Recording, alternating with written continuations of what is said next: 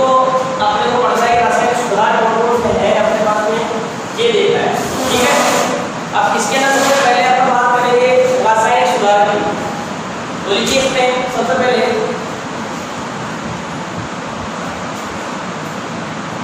इसमें लिखो लवणीय तथा क्षारीय मृदा, लवणीय तथा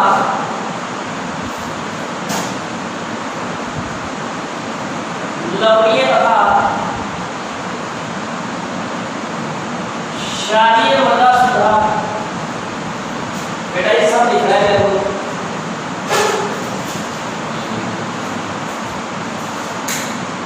अरे मेरे को लिख रहा क्या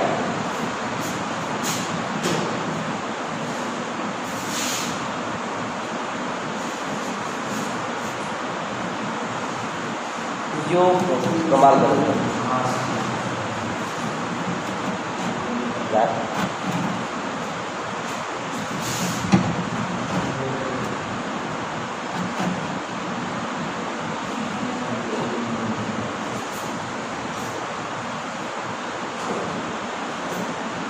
अब दिख गया।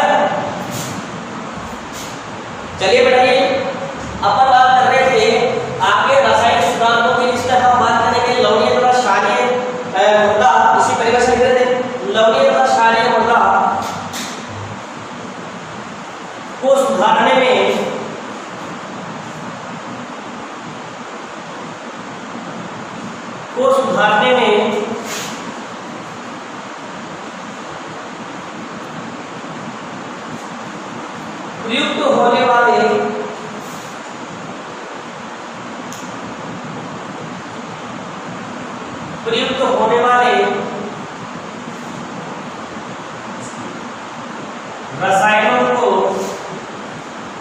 प्रयुक्त होने वाले रसायनों को रासायनिक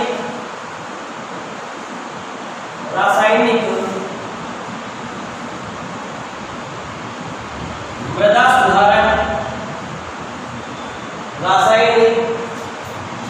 सुधारक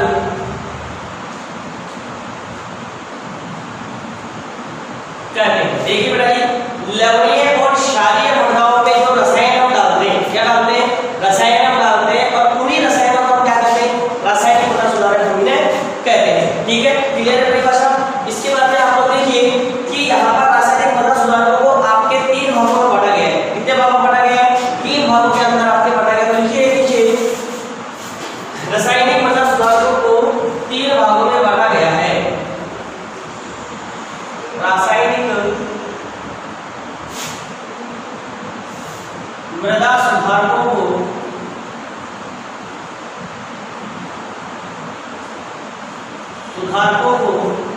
तीन भागों में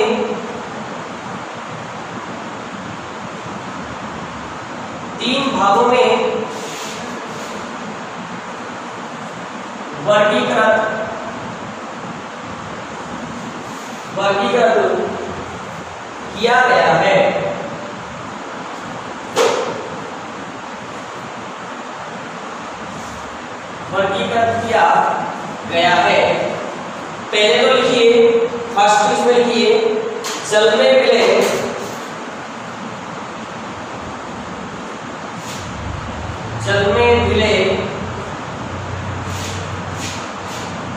कैल्शियम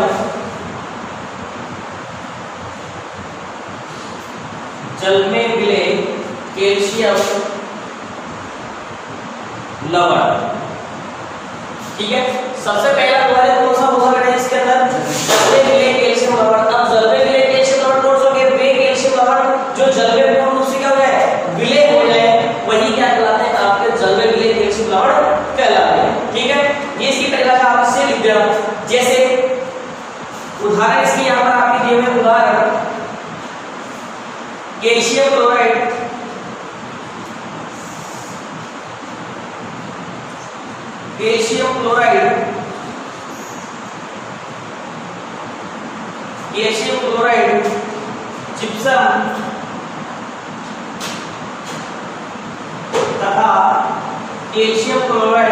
जिप्सम तथा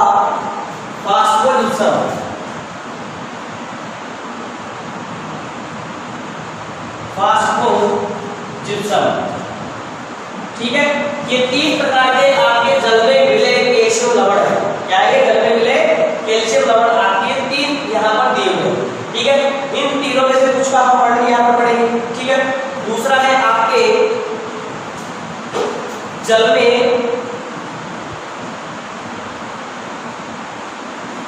कम विलय, जल में कम विलय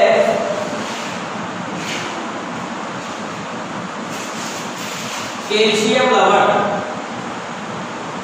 अब देखिए बेटा, इससे आप इसकी क्या परिभाषा पढ़ोगे कि वे कैल्शियम लवण जो जल में कम विलय होते हैं क्या कहलाते हैं?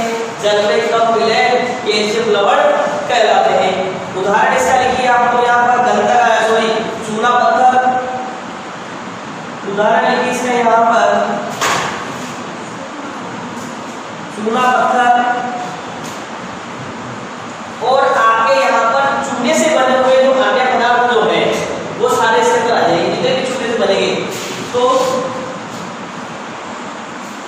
चूना युक्त अन्य पदार्थ, चूना युक्त अन्य पदार्थ, ये इसके अंदर आपके इस श्रेणी में आते हैं। ठीक है, आगे तीसरा है इसमें अम्ल एवं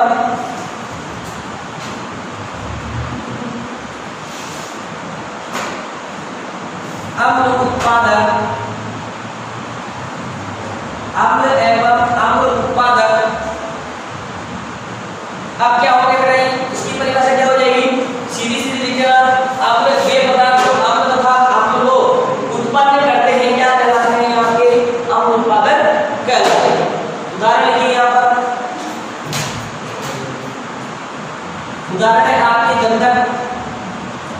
गंधक क्या होती है? सल्फर, और H2SO4 में क्या होता है? सल्फर। नेक्स्ट लिखिए इसके अंदर आपके गंधक का अम्ल, गंधक का अम्ल किसको कहते हैं? सल्फ्यूरिक एसिड, जिसका सूत्र क्या होता है? अपने H2SO4। ठीक है, आगे है आपके द्रव सल्फर डाइऑक्साइड, द्रव सल्फर डाई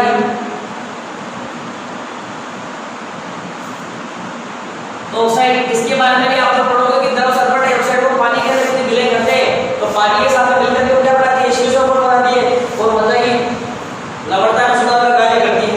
ठीक है, नेक्स्ट आपके एल्यूमिनियम सल्फेट,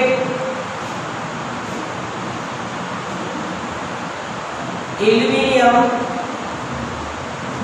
सल्फेट। एक और है आपके फेरस सल्फेट।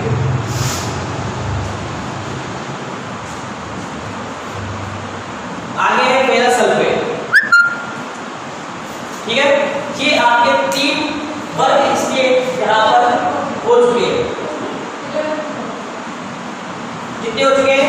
3 वर्ग आपके यहाँ पर हो चुके हैं। ठीक है, इसमें देखिए अब आपके सबसे पहले मैंने क्या बताया था? रासायनिक सुधारक। इसकी परिभाषा मैंने बताया थी, लवणीय तथा क्षारीय मृदाओं को सुधारने में प्रयुक्त होने वाले रसायनों को हम क्या कहते हैं? रासायनिक सुधारक कहते हैं।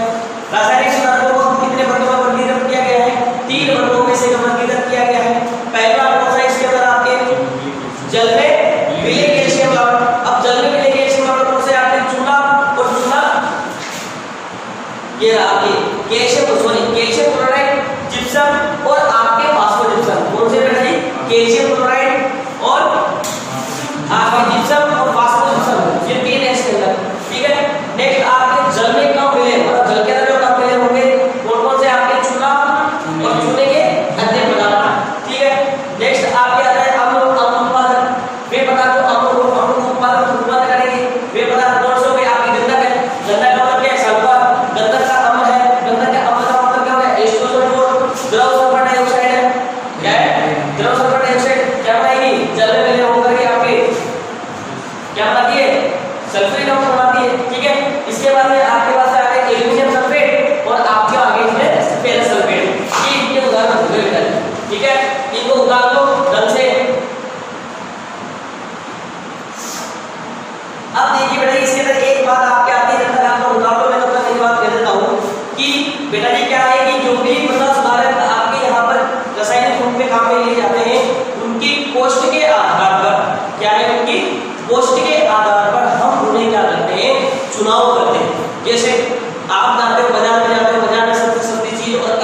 खरीदने की आप लोग क्या करते हो, कोशिश करते हो।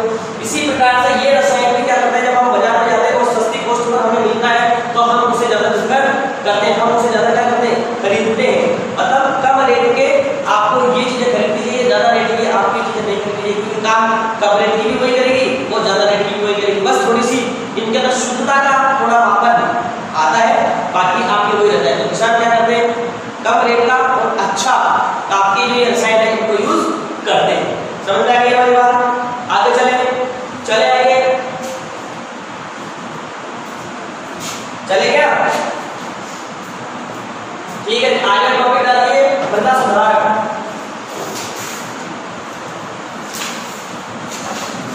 आगे टॉपिक डालिए मृदा सुधारक।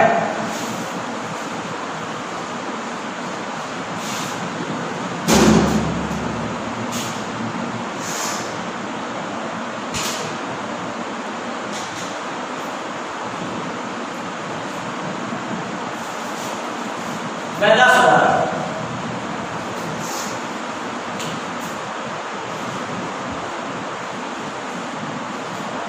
सबसे पहले डालिए, इससे पहले जी क्षारीय मृदा सुधारक।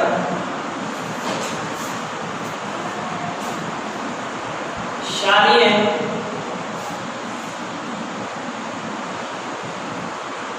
मृदा सुधारक क्या है आपके यहाँ पर? क्षारीय मृदा सुधारक। अब क्षारीय मृदा सुधारक कौन सा? सबसे पहला आपके जिप्सम, फर्स्ट जिप्सम।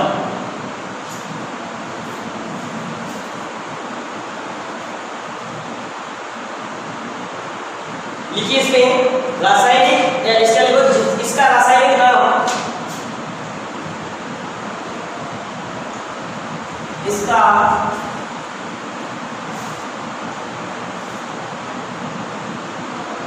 रासायनिक नाम कैल्शियम सल्फेट।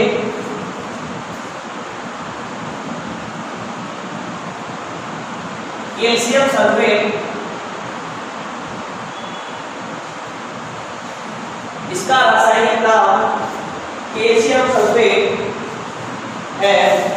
इसका रासायनिक नाम कैल्शियम सल्फेट है। आगे देखिए, इसमें कैल्शियम की मात्रा 23.2%। इसमें कैल्शियम की मात्रा 23.2%।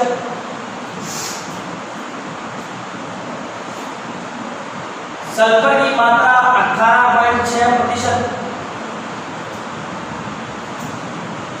सल्फर की मात्रा 18.6% और 21.0% जल। 21.0% जल पाया जाता है। तो देखिए बेटा, मैंने क्या बताया था, जिसमें था रासायनिक नाम मैंने आपको बताया कैल्शियम सल्फेट। ठीक है, कैल्शियम सल्फेट जो है इसके अंदर कैल्शियम की मात्रा जो है आपके 23.2% है। इसके बाद इसमें सल्फर की मात्रा जो होगी 18.6% होगी। ठीक है, और इसके अंदर जल की मात्रा जो होगी वो कितने परसेंट होगी? 21.0% इसके अंदर जल पाया जाएगा। इस चीज का आपको ध्यान रखना, ये इसका संगठन भी हो गया, इसका रासायनिक नाम भी आपके यहाँ पर हो चुका है। ठीक है, आगे जो है बेटा ये सबसे पहले आपके यहाँ पर अब बात आएगी कि सबसे पहले अपने यहाँ इंडिया के अंदर जो है इस जिप्सम का प्रयोग कहाँ, किसने और कौन से सन ने किया था, ये यहाँ पर बहुत इंपॉर्टेंस रखता है। तो अपने भारत में सबसे पहले जे.डब्ल्यू. लेदर ने, इसने सबसे पहले जे.डब्ल्यू. लेदर ने 1942 के अंदर इसे यूपी के अंदर क्या किया था, सबसे पहले इसका प्रयोग किया था। नीचे स्टार लगा के लिखिए, भारत में सर्वप्रथम, भारत में सर्वप्रथम 1942 में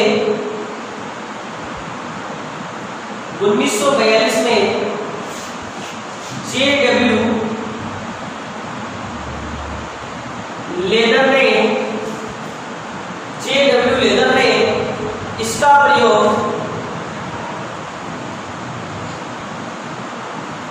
इसका प्रयोग यूपी में किया था। यूपी में किया था। यूपी मतलब आपका उत्तर प्रदेश, क्या था बेटा यूपी का मतलब आपके उत्तर प्रदेश में सर्वप्रथम जेडब्ल्यू लेजर ने 1942 में सबसे पहले जिप्सम का आपके मतलब सुधार के रूप में उपयोग किया था। ठीक है, ये बात हो गई बहुत इंपॉर्टेंट। अब बात आती है आपके जिप्सम के भंडार जो है वो कहाँ मिलेंगे, हमेशा ध्यान रखना। तो जिप्सम के जो भंडार जो है वो शुष्क क्षेत्रों में ज्यादा मिलते हैं। कहाँ मिलते हैं बच्चों, शुष्क क्षेत्रों में ज्यादा मिलते हैं। जैसे आपके बीकानेर हुआ, जालौन हुआ, जैसलमेर हुआ। बीकानेर, जालौन और जैसलमेर जैसे क्षेत्रों में आपके ज्यादा मिलता है। हाँ नागौर, कोई बात नहीं। इसमें लिख लीजिए प्राप्ति स्थान।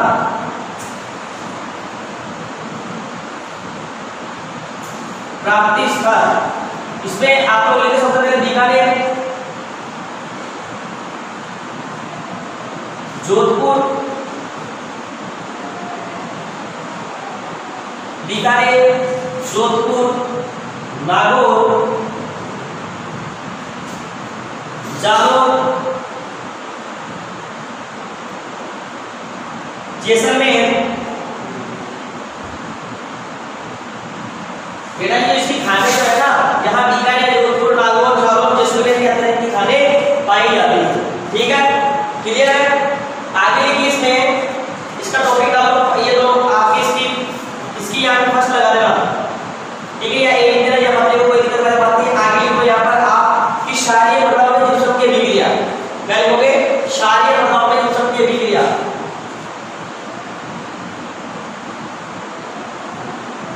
क्षारीय मृदाओं में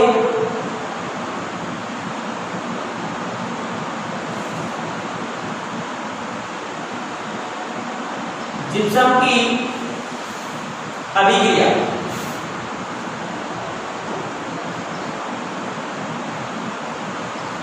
कि आपकी जो है क्षारीय मृदा में जिप्सम की कैसे अभिक्रिया होगी और किस तरीके से आपके मृदा सुधार करने का काम करेगा वो अपन यहाँ पर पढ़ेंगे।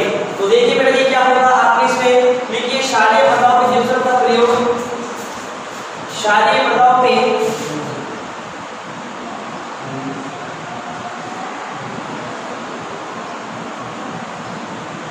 क्षारीय मृदाओं में जिप्सम का प्रयोग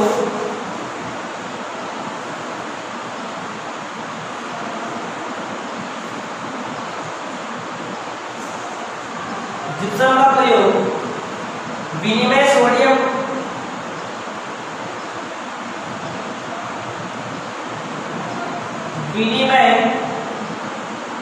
सोडियम प्रतिशतता विनिमय सोडियम प्रतिशतता को कम करता है,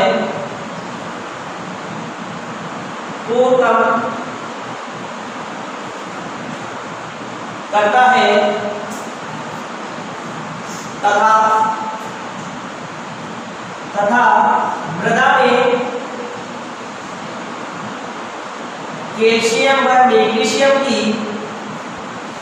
मृदा में कैल्शियम व मैग्नीशियम की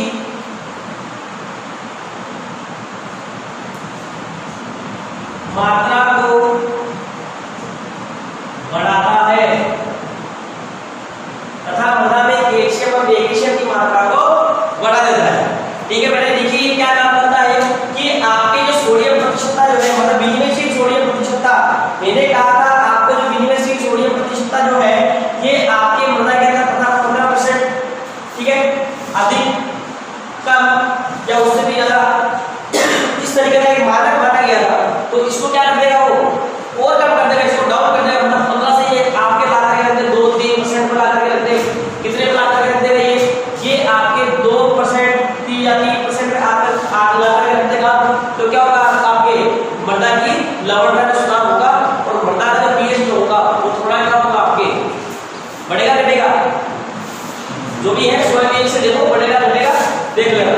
आगे फर्स्ट लिखिए इसके अंदर, आप इसके अंदर भी फर्स्ट लिखिए, इसमें लिखिए कैल्शियम क्षारीय मृदा, कैल्शियम क्षारीय मृदाओं में कैल्शियम क्षारीय मृदाओं में सोडियम को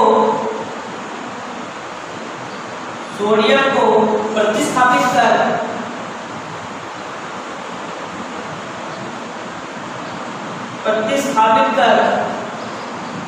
सोडियम को प्रतिस्थापित कर कैल्शियम क्ले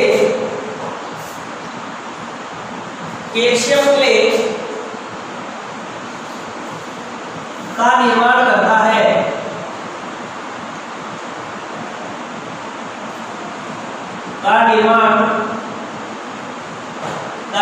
इसका निर्माण कर देगा बेटा, ये कैल्शियम क्ले का निर्माण कर देगा। जैसे अभी भी आप देखो, आप यहाँ पर ऊपर में लिख देता हूँ,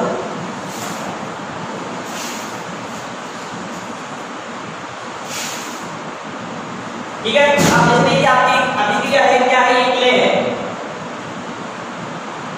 ये क्या है आपकी क्ले है, और आपके सोडियम युक्त क्ले है बेटा, ये आपकी क्या है सोडियम युक्त क्ले है, ठीक है। जब मैं सोडियम को एक साथ रखता हूँ, एक जगह लिख देता हूँ आपकी सहूलियत के लिए, ये Na+, ये Na+ में एक जगह लिख दिया, ठीक है। इसकी अभिक्रिया किससे कराओगे, CaSO4 आपका जिप्सम से, क्या ये जिप्सम है, तो जिप्सम से किसकी अभिक्रिया कराओगे तो क्या होगा, यहाँ से आपका सोडियम हटेगा, सोडियम हटने के बाद में आपके SO4 2 बनेगा, और यहाँ पे कैल्शियम 2+ बनेगा। क्यों बनेगा, क्योंकि कैल्शियम अपने दोनों इलेक्ट्रॉन किसको दे देगा, SO4 को, और SO4 क्या है आपके यहाँ पर ऑक्सीजन ज्यादा विद्युत है, तो इसके बाद इलेक्ट्रॉन को खींच लेगा, इसको छोड़ देगा, इलेक्ट्रॉन खींच करके भाई जा कहाँ जाना है बाहर चलता, ठीक है। ये भी यहाँ पर नहीं करेगा, ठीक है, लगाएगा इसके, यहाँ से सोडियम बना, यहाँ से सोडियम हट गया, दोनों Na+ आयन यहाँ से हट जाएंगे, और Na+ आयन हट करके आपके Na2SO4 का निर्माण कर देंगे। इसका निर्माण कर देंगे, Na2SO4 का निर्माण कर देंगे, और आपकी जो क्ले जो होगी, जो क्ले आपकी बनेगी, ये कैल्शियम युक्त क्ले आपके बन जाएगी। और आपको पता है कि जो कैल्शियम युक्त क्ले होती है, ये कैसी होती है, दानेदार होती है, वायु का वातावरण इसका अच्छा होता है, और वायु का वातावरण अच्छा होगा, सूक्ष्म जीवों की जिसकी क्रियाशीलता होगी वो भी कैसी होती है, इसके अंदर अच्छी होती है।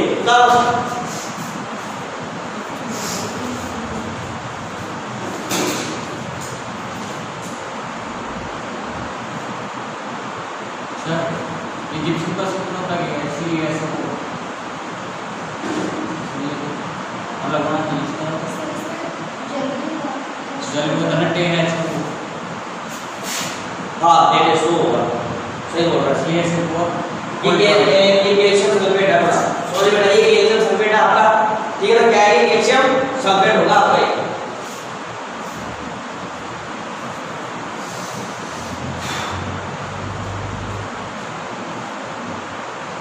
और यदि आप इसको उसमें बदलना चाहो, जिप्सम में बदलना चाहो, तो जिप्सम में आपको बस सबसे लगाना है यहाँ पर 2H2 लगाना है, 2H2, इसका वोल्ट का यूज होगा नहीं करना, इसका वोल्ट वाइज होगा, इसका ऐसा होगा,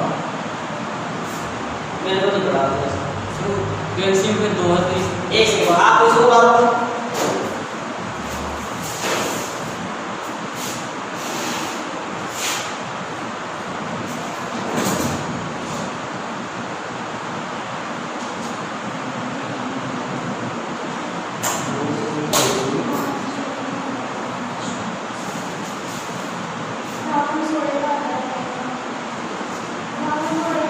छोड़ेगा होता क्या है?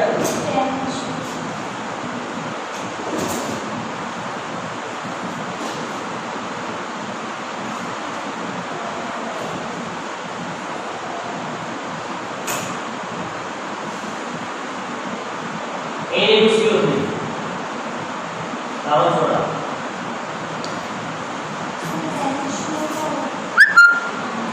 हाँ Na2CO3 10H2O, बेस भाग लेना, ये जो Na2CO3 डॉट 10H2O, यही है ना, ठीक है, सही है अपना, ये तो है आपका कार्बन सोडा, क्या ये आपके कार्बन सोडा, ठीक है। और आपका जो जिप्सम जो है, इसका फॉर्मूला है CaSO4 डॉट 2H2O, ये आपके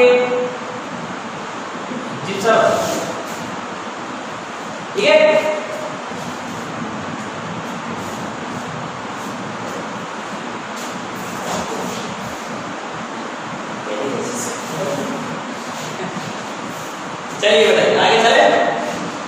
चलिए लिखिए आगे, जिप्सम सोडियम कार्बोनेट के साथ क्रिया कर, आगे लिखिए सेकंड इसमें जिप्सम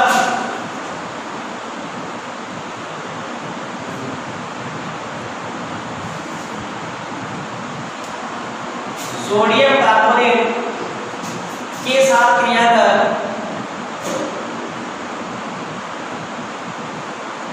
के साथ क्रिया कर उसे CaSO4 उसे CaCO3 में बदल देता है, में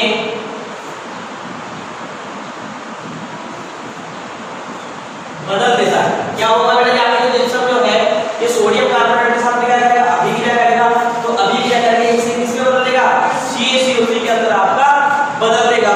तो CaCO3 में बदलता है। आगे देखो इस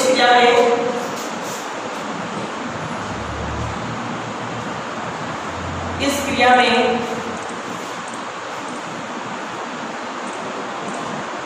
सोडियम सल्फेट, इस क्रिया में सोडियम सल्फेट का निर्माण,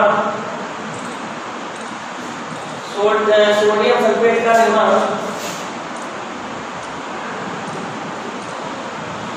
होता है। इस क्रिया में सोडियम सल्फेट का निर्माण होता है जो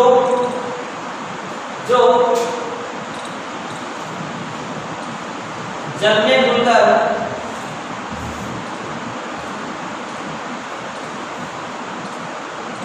अपक्षालित हो जाता है, अपक्षालित हो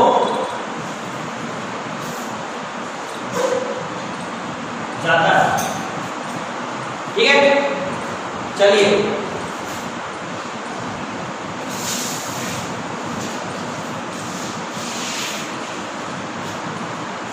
तो क्या है, जैसे आपका Na2CO3 जो बना है, Na2CO3 जो है आपका, ये किसके साथ में विक्रिया करेगा, CaSO4 के साथ।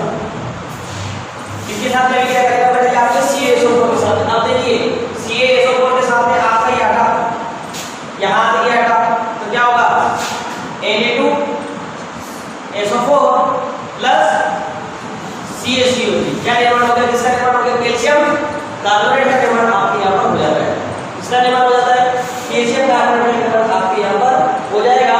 और ये जो आपका क्या है यहाँ पर Na2SO4 जो है ना, ये नीचे पता है कि सेंसर में चला जाएगा, अच्छा लगा आपके यहाँ से हो जाएगा। तो आप लोग ये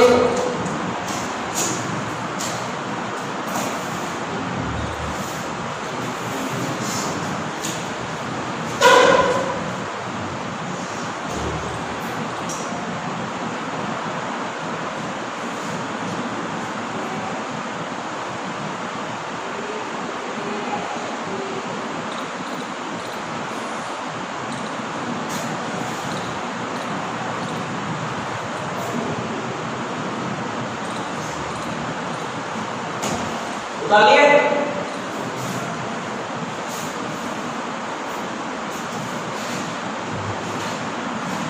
उतारिए बच्चों।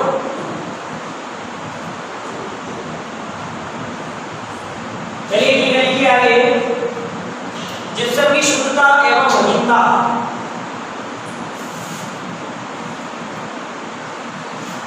जिप्सम की शुद्धता एवं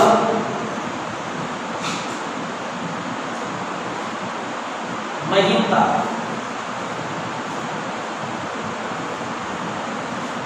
जिप्सम की शुद्धता एवं महीनता।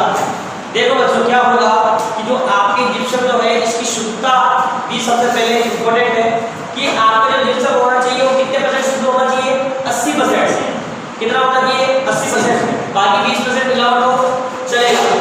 दूसरी बात, जिप्सम आपका क्या होना चाहिए, बारीक बारीक चूर्ण जिप्सम का होना चाहिए, क्योंकि मोटर ड्राई इसके अंदर काम नहीं करेंगे।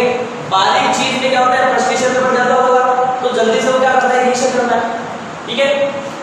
बात आपके इसका 50% जो भाग रहे है वो 2.0 mm की आपके क्या होती है छलनी होती है। कितनी होती है 2.0 mm की छलनी होती है, उससे छना हुआ होना चाहिए।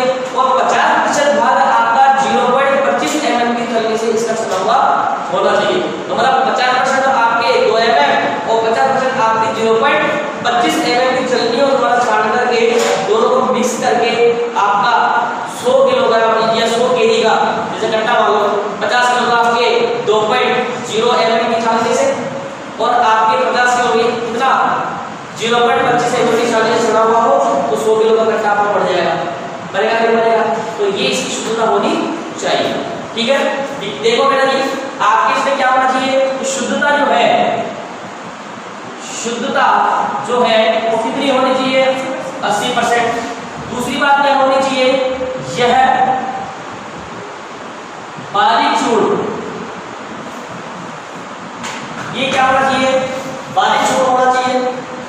तीसरी बात 50% जो इसका एक भाग जो है वह 2.0 mm चलनी से और क्या नाम से 50% भाग ही क्या नाम से इसका 0.25 mm, कितना 0.25 mm चलनी से क्या होना चाहिए छना होना चाहिए। क्या होना चाहिए छना होना चाहिए। ये इसकी वजह शुद्धता और ये इसकी क्या हुई महीनता। उतारो इसको।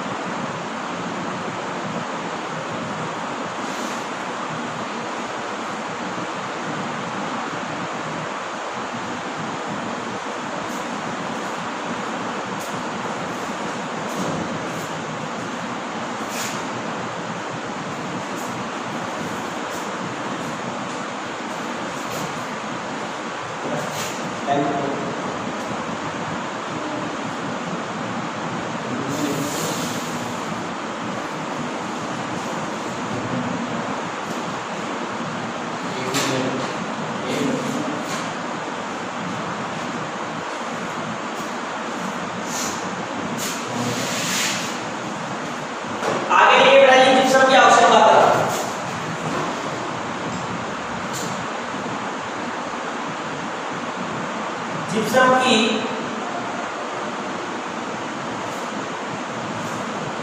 आवश्यक मात्रा। अब जिप्सम की यहाँ पर कितनी मात्रा होनी चाहिए वो यहाँ पर अपने बताए गए।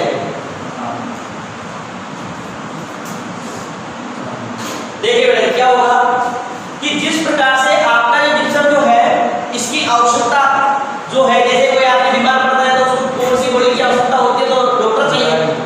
कौन चाहिए? डॉक्टर चाहिए। वैसे ही ये बीमार है तो उसको सुधारने के लिए कौन चाहिए? डॉक्टर चाहिए। मतलब लेबोरेटरी का उसका टेस्ट होना चाहिए। तो मतलब क्या होगा कि लेबोरेटरी में टेस्ट करके ही आप उसके अंदर जिप्सम डालें, नहीं तो आपके यहाँ पर क्या नाम से प्रति हेक्टेयर, मतलब आपके यहाँ पर प्रति हेक्टेयर कितनी डालनी है 12 से लेकर के 15 टन प्रति हेक्टेयर। लिखो इसको, जिप्सम की आवश्यकता 12 से 15 टन प्रति हेक्टेयर जरूरत पड़ती है। कितनी पड़ती है? 12 से 15 हेक्टेयर पर टन या प्रति हेक्टेयर आपको जरूरत पड़ती है।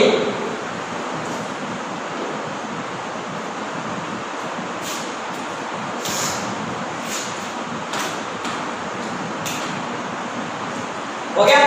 नेक्स्ट देखिए इस पे जिप्सम डालने का समय।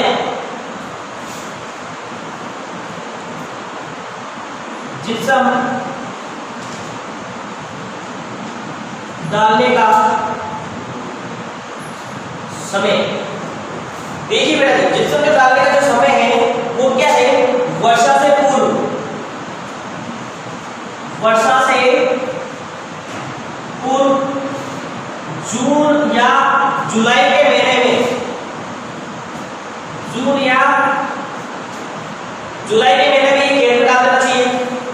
किस तरीके से डालना है, तो इसको खेत में डालना है। सबसे पहले इस पे लिखिए खेत में डालने वाली विधि मैं लिखा देता हूं आपको। इसमें लिखिए सर्वप्रथम क्षारीय मृदा को या क्षारीय भूमि को सर्वप्रथम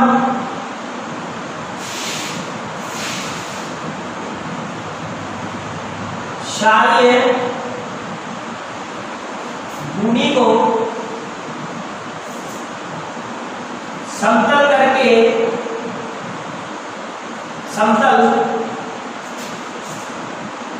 करके मेड़बंदी करना चाहिए।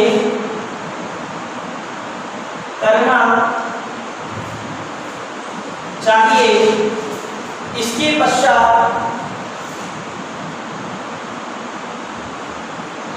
पश्चात जिप्सम की आवश्यक मात्रा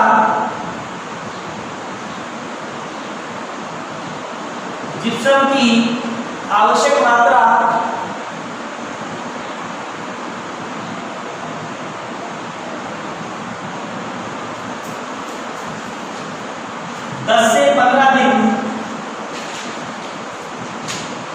जिप्सम की आवश्यक मात्रा 10 से 15 दिन जो डाल के है या फसल की बुआई से पूर्व कितने 10 से 15 दिन या जिप्सम की मात्रा डालकर ऐसे लिख लो। चलो जिप्सम की मात्रा डालकर इसे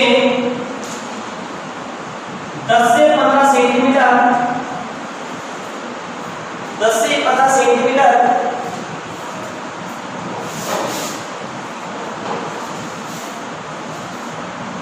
जिप्सम की आवश्यक मात्रा डालकर इसे 10 से 15 सेंटीमीटर ऊपरी परत में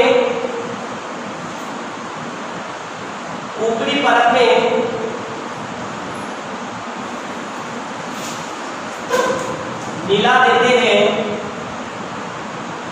ऊपरी परत में मिला देते हैं। ऊपरी परत में मिला देते हैं। यह क्रिया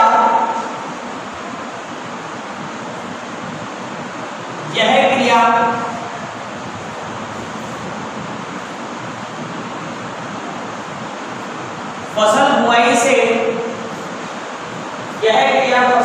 से 10 से 15 दिन पूर्व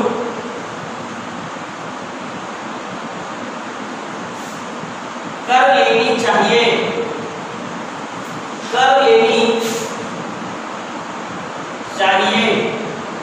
क्या होता है बेटा जी, आपके यदि कोई भी फसल जैसे धान की फसल आपको लेते हो, धान की फसल को आपको उगा रहे हैं तो क्या करोगे, सबसे पहले अपने को खेत समतल कर देना चाहिए। खेत समतल करने के बाद में जितना अपने को जिप्सम की मात्रा उसके अंदर डालनी है उतनी अंदर जिप्सम की मात्रा डाल दो। उसके ऊपर फैला लो। फैलाने के बाद में जो मृदा की ऊपरी सतह जो है इसके नीचे 10 से 15 सेंटीमीटर तक इस मृदा के अंदर सूखा दो, मिला दो। मिलाने के बाद में क्या करेंगे, पानी का छिड़काव दे देंगे। तो क्या करेंगे, दल से लिया करेंगे और आपके दल से लिया करेंगे सोडियम। इससे क्या हो जाएगा, मृदा के अंदर सोडियम अपक्षय हो जाएंगे और सोडियम की जगह आपको क्या बैठ जाएगा, जाकर के कैल्शियम आयन क्या बैठ जाएंगे, कैल्शियम आयन आकर के बैठ जाएंगे और इससे आपकी मृदा क्या हो जाएगी, बढ़िया हो जाएगी। और ये प्रोसेस जो है आपका फसल बुआई से 10 से 15 दिन पूर्व करना चाहिए। कब करना है, 10 से 15 दिन पूर्व करना चाहिए। इस चीज का ध्यान रखिएगा। अब आगे जो आपका आ रहा है, आगे पाइराइटिस क्या है, आपके पाइराइट सेकंड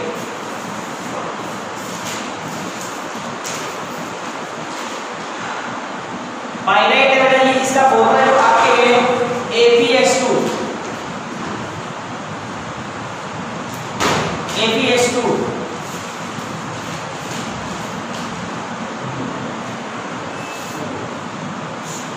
कब बढ़ेगा, कल बढ़ेगा,